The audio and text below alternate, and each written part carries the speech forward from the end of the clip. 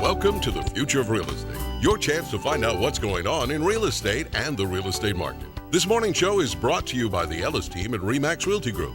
RE/MAX's award winner for most transactions in Florida. With the Ellis Team at RE/MAX, it's a family affair. Always call the Ellis Team, they'll handle you with care. Welcome back to the Future of Real Estate. I'm Brett Ellis of the Ellis Team at RE/MAX Realty Group. Don't forget our website, which is topagent.com. At that website, you can do lots of things. You can search the MLS, you can read our blog, you can take virtual tours of our properties, you can watch the show, lots of different things. Topagent.com, the website to remember in Southwest Florida. With us today, special guest, Lee County Property Appraiser Ken Wilkinson. Thanks for joining us. Always. After the last break, we talked about a couple things, and fraud is one of them. You started to uncover some fraud in the county. Imagine that.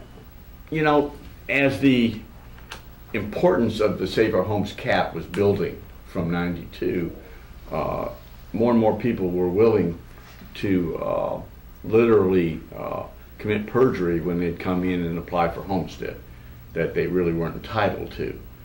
And that's become a problem. So many of us throughout Florida, many being property appraisers' offices, I've hired an investigator. He worked in New York for the New York Police Department up there. And so he's full-time, that's what he does. And we've opened up over 1,600 investigations on homestead fraud. Timing is always everything. We've been attempting for a couple of years to get the penalty stiffened in Tallahassee, but of course the legislature has to write that.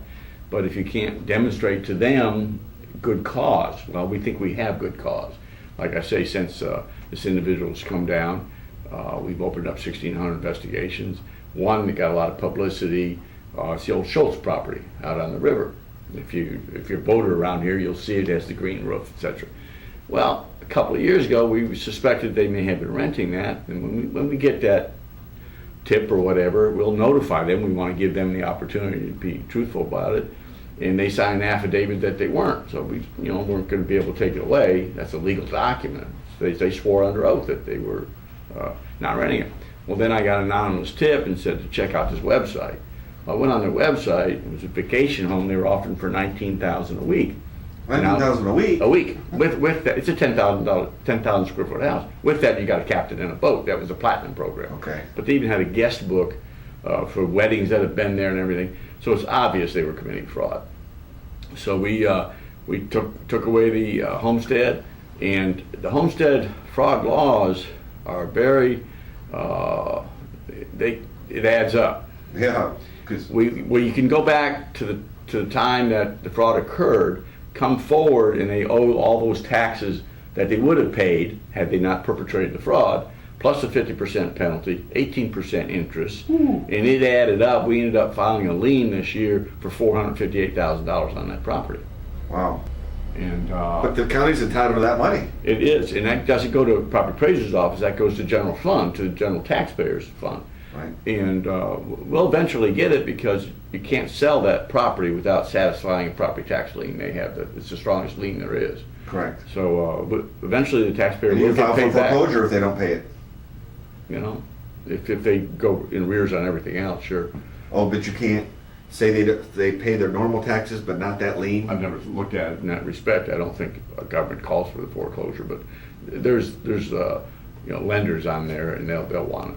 Yeah. Okay. I mean, that'd be up for them probably. What's your sense of? Well, may I interrupt? I'm sorry. I lost my train of thought a little bit there. But that's we got increased interest from the taxpayers, but we really could use some stronger laws. So I am working with the legislature, and I contacted a couple of legislators in trying to put a Senate and a House bill together that it's very elementary, would require, we'll start with, say, the condo associations in Florida, that they would be required in January of every year just to notify the property appraiser's office in the 67 counties what units are rented. That's all they have to do. I know I live in a condo, and in my condo, you can't rent your unit out unless you notify the homeowners association, or the condo association. And that's all I want. That list, then we take it from there. We just need to go into our files, and if the condo association says it's rented and they have a homestead, then we'll send them that letter. We've removed your homestead. You need now to verify that you weren't renting it, which would be pretty difficult to do. But I think that could help in a big way. I know I'm a little bit off mic here, but you see with the economy the way it is, a lot of properties you'll see for rent signs. What about renting a room within your house? Well, there's a little gray area, but that can be allowed, and even on a long-term basis, that you just cut out that portion of the structure, Right. and it would be Or- not come under the cap. But Ken, I could say I have a friend staying with me, and I If could you're let my not charging rent, association. that's fine. I know, but how are you gonna prove? Well, these are always the details that you got to get into. The other thing is, Yeah. a lot of times they're actually renting the home. Do you have the right to go to utility companies and see if they've changed? Oh, we do. Yeah. Yeah, there's a lot of ways that and don't get me wrong, I don't like being a cop. I'm a property appraiser, but it's in our rules and regulations. It's in the Florida statutes that you can't rent a homestead. You lose. That's the abandonment of the homestead. You can rent it a year, and then that could make it suspect. But certainly by the second year, that's a pattern, and it's just not right because it's stealing from the honest taxpayers, and I don't like that. I think it's wrong, and it's not raising taxes. If we got everybody to pay what they legally owed, we wouldn't have to raise taxes. Absolutely. You have also asked for ordinary citizens to help make you aware. Oh, we have thank you, Sandy. How effective has that been? It is. We have an anonymous tip line on our website. So you just go to LIPA.org, and if you suspect, that somebody in your neighborhood, and that's usually how we find these out. Your neighbor will rat you out. And we encourage you to just go on there and type it in what you suspect, and then we take it from there.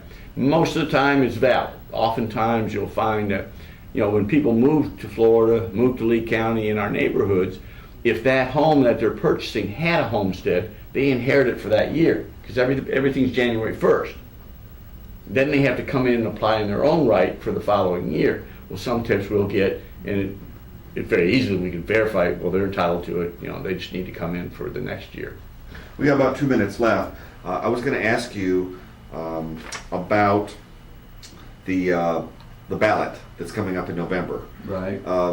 There's a couple things on the ballot. And I don't remember all the things on the ballot. Yeah, and I haven't thought about it in a while because, like you say, it's November. We're still dealing with the changes that were made in the legislature last year, and those I was more involved with because I was actually the author of a couple of them, Absolutely. which we're getting implementing language this year for the working waterfront and the hurricane hardening of homes, retrofitting, that kind of stuff. So I've been dealing with that for the last few months. There is one issue I know that we'll be voting on, as I recall how it's going to work, is a first-time home buyer, first-time homesteader. I guess it's to stimulate the market. Can get up to a 50% reduction for that first year, but then it's recaptured in the next 5 years. I have a little concern if we're looking at an average sale now around 100,000. Well, you have a normal 50,000 exemption now. Well, if they get another 50%, which is 50,000, are the other taxpayers that end up writing them a check? I mean, I don't know. And I have a concern politically, and I'll be honest, my job's also political. Then it's up to the property appraiser to recapture that for the next 5 years.